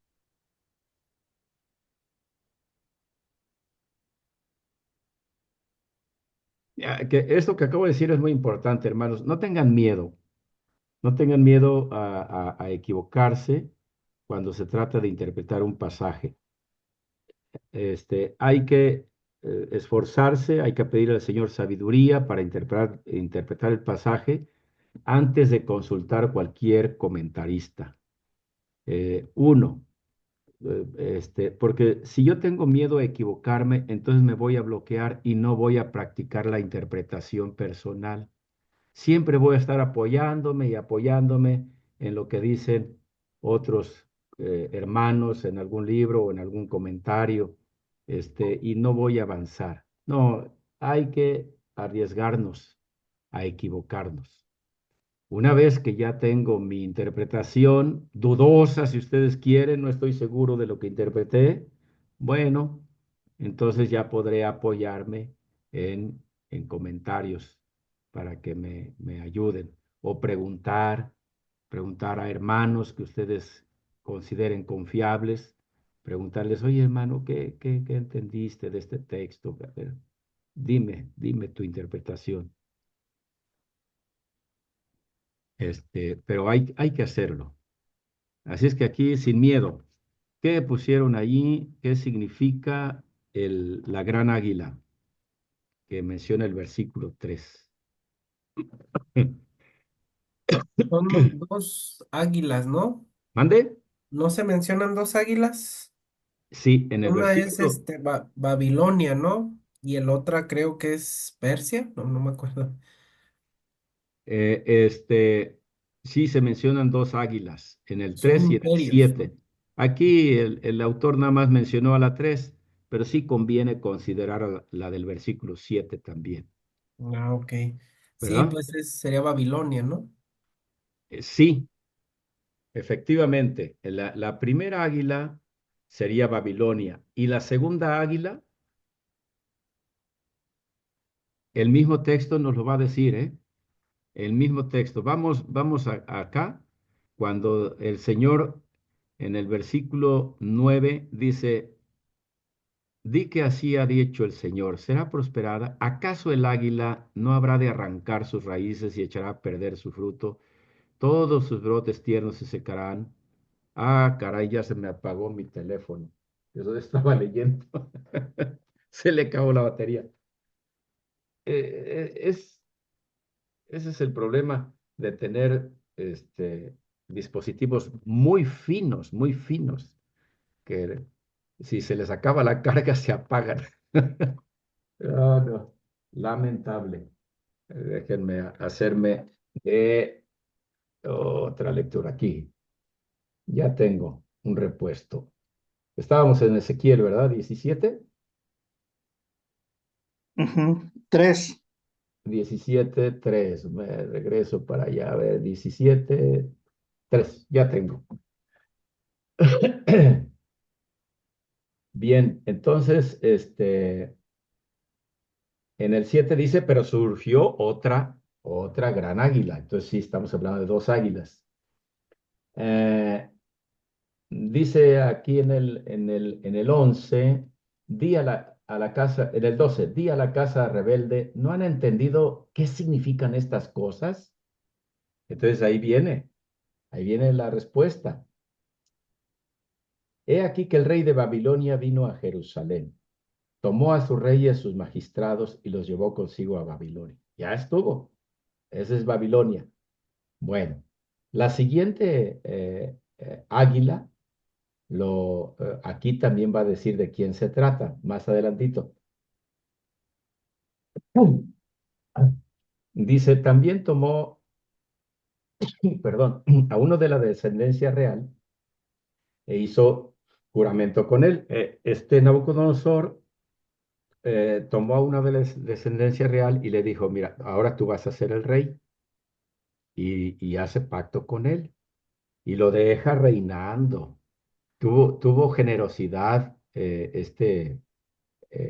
Nabucodonosor lo deja reinando. Ah, no, pues traiciona el pacto que hizo con Nabucodonosor y pide ayuda a quien creen. Ahí está en el versículo 15,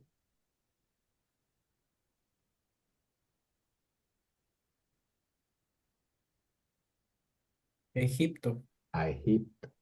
Esa es la otra águila. Se rebeló contra él al enviar embajadores de Egipto.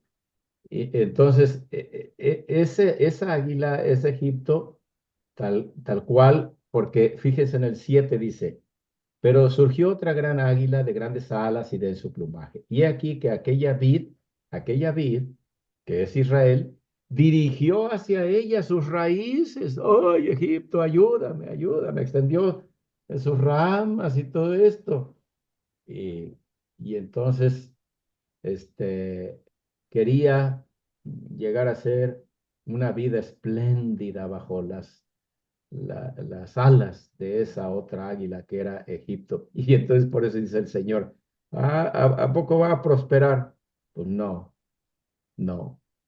Acá en el 16, vivo yo que morirá en medio de Babilonia. Y ahí continúa. Entonces ya encontramos también esa otra gran águila. Luego tenemos el monte alto y sublime. ¿Qué pusieron? ¿Cuál es el monte alto y sublime?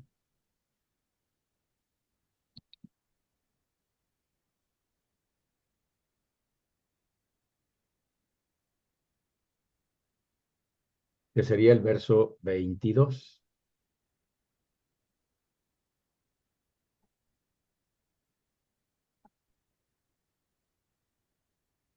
Pastor, yo le puse el cielo, no sé si estoy mal.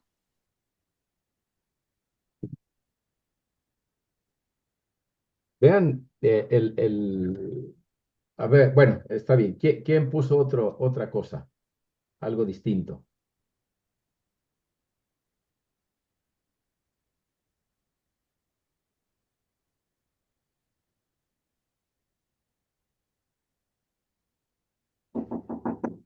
Sí. El templo ¿Quién? de Jerusalén. Jerusalén, sería Jerusalén. Ese retorno a Jerusalén. Ahí, ahí el Señor plantará. Ahora, cuidado con lo literal, porque Jerusalén no es el monte más alto de Israel. Geográficamente hablando, de altimetría, no es el más alto. Entonces, el que diga que aquí es el monte más alto, no se refiere literalmente a lo que nosotros conocemos como medida de altura física. Es el más alto en otro sentido. No hay otro como el monte Sión, no hay otro de sublime, de alto, pero otra vez, no. Simplemente Hermón estaría más alto que, que Jerusalén, pero no se refería a eso, porque eso nos puede confundir, ¿verdad? Porque uno diría, a ver, ¿cuál sería el monte más alto de Israel? Y podríamos investigar en internet cuál es el monte más alto de Israel. Y nos lo daría, pero no es literal el significado del más alto. Hermano, Sí, ¿sería Jesucristo? ¿qué? ¿Sería Jesucristo? ¿Qué cosa? Pues el monte de Israel, lo más alto de Israel. No, no, no, es Jerusalén, es a donde Él va a traer otra vez al pueblo. Dice, así ha dicho el Señor Dios, pero yo mismo arrancaré un renuevo de la alta copa de aquel cedro. Entonces está refiriendo todavía al remanente que va a traer y lo plantaré. De los principales renuevos cortaré uno tierno y lo plantaré sobre un monte alto y erguido. Sería ese regreso, dice, lo plantaré en el monte más alto de Israel y echará ramas, llevará fruto y se convertirá en un cedro majestuoso. Aquí no entra todavía una profecía mesiánica, porque ya con Jesús estaríamos hablando ya no solamente de Israel, sino ya también del pueblo cristiano. Ahora, dice, debajo de él habitará toda clase de pájaros. Y aquí la pregunta es, los pájaros, las aves, ¿qué simbolizan?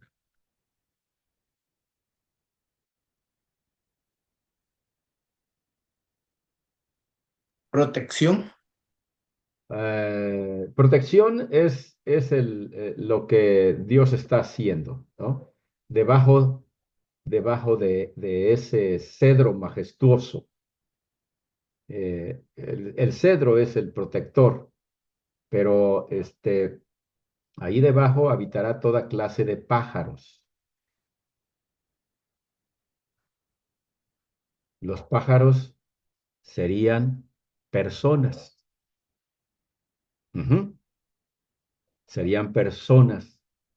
Y, y ya en un sentido más amplio, si pensamos en que aquello que el Señor le dijo a Abraham, que en ti serán benditas todas las naciones, podríamos extenderlo a naciones.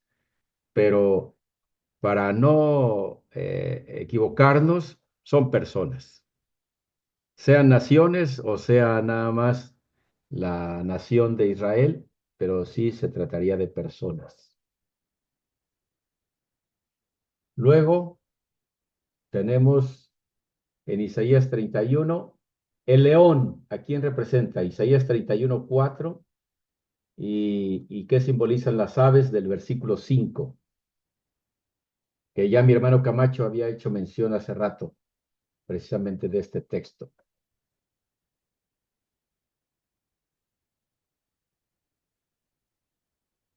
¿Qué contestaron?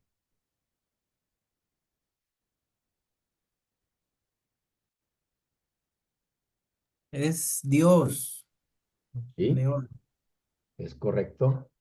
Es el Señor. Es el Señor. El león es el Señor. ¿Y las aves?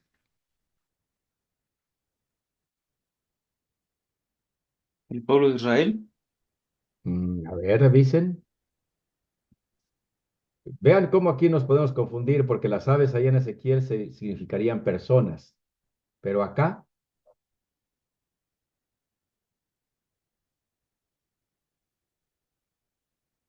lean,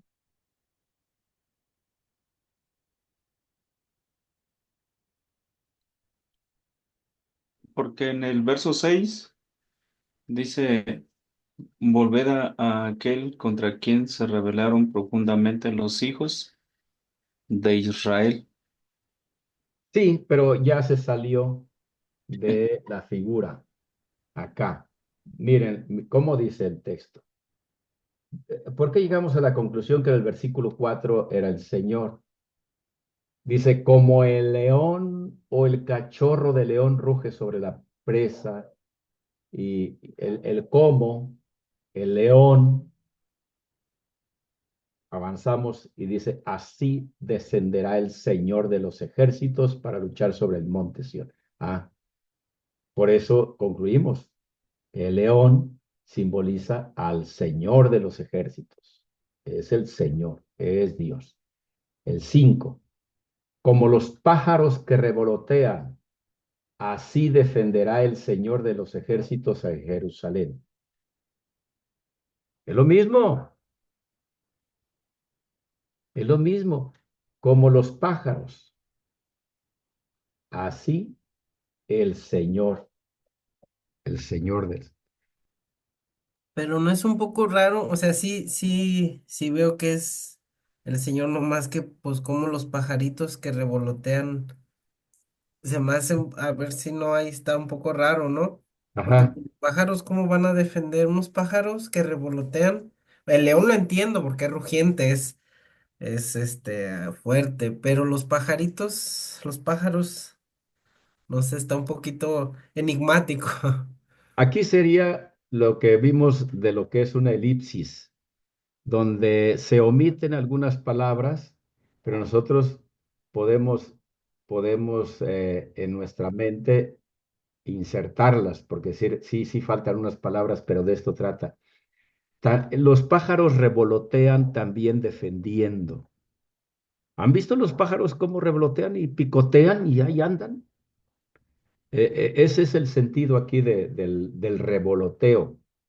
No, no es nada. Pastor, tengo una anécdota sobre ese pasaje que tal vez pudiera ilustrar. A ver, adelante. En una ocasión, yo estando cerca de una dependencia de gobierno, vi que se cayó un polluelo de eso. Aquí por el sureste hay algo que le llamamos zanate, pijul, Sí, que no es ajá, precisamente un cuervo, ¿no? Un cuervo de repente tiene pico más finito, más así. sí, los Son zanates. negros, negros, negros, ¿no? El asunto es de que pues dije, se cayó, pues lo dejo aquí, se va a morir, un gato se lo va a comer. Y intenté ir a recogerlo. Ujú, No, hombre, han armado un escándalo entre todos los pájaros de hacia alrededor.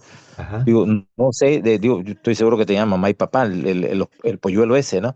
sí, Pero todos los demás, pero sí parece que se pusieron de acuerdo y empezaron a hacer un ruido tan estrepitoso y se me empezaron a ir encima, machos y hembras, ¿eh? ujú, Y me empezaron a perseguir. y me empezaron a picotear y me aleteaban y todas las cosas. Mire, hermano, yo soy un hombre, pues que generalmente no soy un hombre sujeto a miedos. eh, Tengo experiencia policíaca y toda la situación esa, ¿no? Pero pero me entró pavor.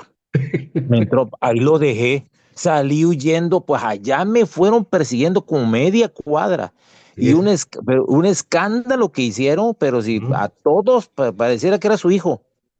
Entonces, no sé si tal vez, digo, por la experiencia, pudiera de alguna forma, ahorita me acordé de ese suceso. Ahí se murió el hermanito ese porque bajaban y le daban de comer, pero pues como no podían cobijarlo, al otro día amaneció muerto, congelado, es muerto por hipotermia, ¿no? Pero lo defendieron. yo hubiera querido recogerlo y ponerle un nidito, un foco, algo por lo parecido. Ajá. No pude. No pude, Muy pero sí, bien. y son simples pájaros, ¿eh? ¿Qué dices tú? Sí, Bueno, pues, ¿qué pueden hacer estos pájaros de parvada, así picotazos y se me dejaban venir y me hicieron huir? sí, sí, sí. Esa es la imagen. Muy bien. Qué bueno que, digo, no, qué bueno que lo quisieron picotear, pero qué bueno que narra esa experiencia. Ese es el sentido del revoloteo de estos pájaros, que están defendiendo algo. Y, y por eso no está allí la palabra, sino sería completo como los pájaros que revolotean defendiendo, así defenderá el Señor de los ejércitos a Jerusalén.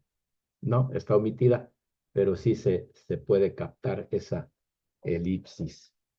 Entonces, los pájaros ahí evidentemente están simbolizando al Señor de los ejércitos también defendiendo. Muy bien, esa experiencia está buena, buena. Yo he visto pájaros agresivos que se van con todo. Y las gallinas, por ejemplo, cuidado con las gallinas que les quieran tocar a sus polluelos. También, quizá hayan visto esas escenas, las Sí, son muy agresivos cuando intentan quitarles los polluelos precisamente. Ujú, Y hay aves que sí son, alatean y lastiman. ajá, Sí, eh, perfecto. Entonces ya sirvió para captar el simbolismo aquí de Isaías 31:5. Finalmente, bueno, los otros están fáciles, los de Génesis 40, que es la narración de del panadero y del copero que se encontraban allí en la cárcel y José los atendió, porque ahí mismo se da la interpretación. Los sarmientos, que son días, y vienen los canastillos y las vacas y las espigas hermosas y todo eso. Ahí mismo está la respuesta. Para ya no entretenerlos más, mis hermanos, vamos a terminar entonces nuestra clase. Nada más sí les pido que le dediquen ese tiempo de si no lo hicieron de Génesis 40, sí dedíquenle por favor para que les sirva de ejercicio. Esto es importantísimo, irnos ejercitando, ¿no? En lo que estamos leyendo. Así cuando nosotros vayamos discurriendo el texto, vamos a ir encontrando esos simbolismos y, y enfatizar cuando un objeto simboliza algo, está eh, ah, echando mano nada más de una cualidad de ese objeto, no más, no muchas. Y algo que les va a servir, les va a quedar grabado, estoy seguro, es esto, lo que son los poemas amorosos. Imagínense que un hombre le dice a una mujer un poema tan bonito, dice, y le dice, tienes labios de coral. Wow, labios. Oh, no labios, dientes de coral, dientes de coral. ¿Mm? Y entonces nosotros podemos pensar cómo es el coral. Y, o le puede decir labios, pero yo estoy pensando más en los dientes de coral. Y el que está diciendo el poema tiene que pensar en una característica del coral que aplicaría a los dientes o a los labios, si quiere pensar en los labios. Pastor, ya se le olvidó la canción, es dientes de perla, labios de rubí. Dientes de perla, ese, muy bien. Vamos a echar mano de esa canción. Dientes de perla y labios de rubí. Pero bueno, entonces la perla, estamos pensando en una perla blanca, porque también hay perlas negras, pero ahí seguramente se está pensando en la perla, que podría ser, es el color blanco, bonito, hermoso. Pero la perla tiene forma redonda. Entonces, ¿cómo nosotros podemos decir, híjole, pues no tiene los dientes redondos? Yo no sé por qué le dice que tiene dientes de perla. Pues no, no es que no se refiere a la forma de la perla, sino al color, al tono. Eh, en algún momento podría, si le dio una mordida, podría referirse a la dureza de la perla, pero, pero eso no sería romántico, más bien tendría que ver con el color. Pero el coral, sí, en algún momento se ha usado también, pero el coral, imagínense, el coral tiene una forma muy fea, fea en el sentido de que está toda, pues, deforme, cariza, tiene muchos picos el coral. Entonces, ni modo que esté diciendo que los dientes de la muchacha están todos picudos, todos feos, todos deformes. No, es que no se refiere a eso. Esta parte es importante detectarla. Nada más una característica es la que quiere simbolizar el objeto. ¿De acuerdo? Una. Para bien o para mal, pero nada más una. Y así, entonces nos despedimos. Si no hay alguna pregunta antes o un comentario, hermanos. ¿Todo bien? ¿Sí? Bueno, entonces oramos y vamos a pedir a mi hermano Walter que nos narró esa experiencia tan terrible de esa corretiza de los zanates. Sí, yo conozco los zanates allá en Acapulco. Hay muchos allá donde crecí. Sí, efectivamente. Este, y luego eso se lo aplican a veces a alguien que, como apodo también, el zanate, ¿verdad? Despídanos en oración, hermano Walter, por favor. Señor nuestro Dios, gracias, Señor, por este momento de meditación de tu palabra, Señor, que nos permite seguir aprendiendo cada vez más y poder tener la correcta interpretación de acuerdo a lo que tú realmente querías decirle, Señor, a aquellas personas a quien fueron escritas estas cartas y los primeros lectores y a través del tiempo y ahora, Señor, nosotros que lo leímos en nuestro tiempo y podemos pues encontrar esas similitudes y la aplicación para nuestra vida, pero permite, Señor, que nos sirva para poder servir más en tu iglesia, a los hermanos, a poder enseñar y sobre todo poder tener cada día esa firmeza de que realmente tenemos la palabra más segura, Señor, en la cual haremos bien en prevalecer. Ujú. Bendice el Señor a cada uno de los que estamos aquí conectados, los que no pudieron hacerlo, que han de ver la grabación, que puedan ser edificados y puedan seguir también, Señor, seguirse preparando. Sí, En el Señor. nombre de Cristo Jesús, amén. Amén.